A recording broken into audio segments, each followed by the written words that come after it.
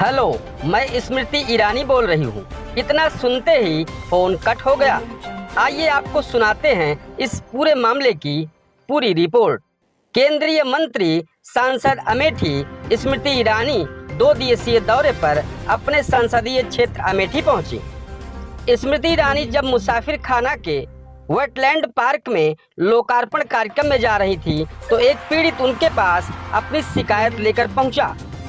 इस पर स्मृति ईरानी ने भी उसी वक्त एक्शन लिया और मामले से संबंधित लेखपाल को फोन मिलाकर कहा, हेलो, मैं स्मृति ईरानी बोल रही हूँ। आवाज़ सुनते ही फोन कट हो गया। मुसाफिर खाना में वेटलैंड पार्क के पास गौतमपुर मजरे पूरे पहलवान निवासी करुणेश सिंह ने स्मृति को शिकायती पत्र दिया।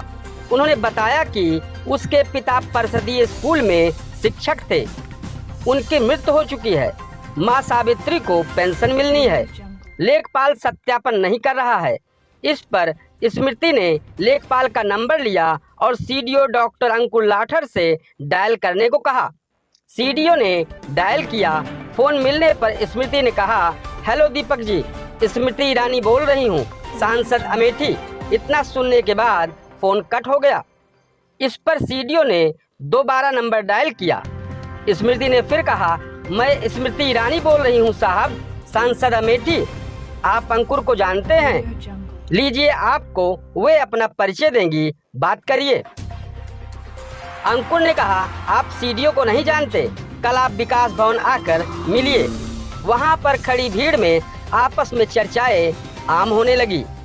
इस संवाद के बाद एसडीएम सविता यादव ने यह कहते हुए मामले में लीपापोती करने की कोशिश की कि उन्हें कम सुनाई पड़ता है। बावजूद इसके इस बात से सांसद व सीडीओ दोनों नाराज दिखे।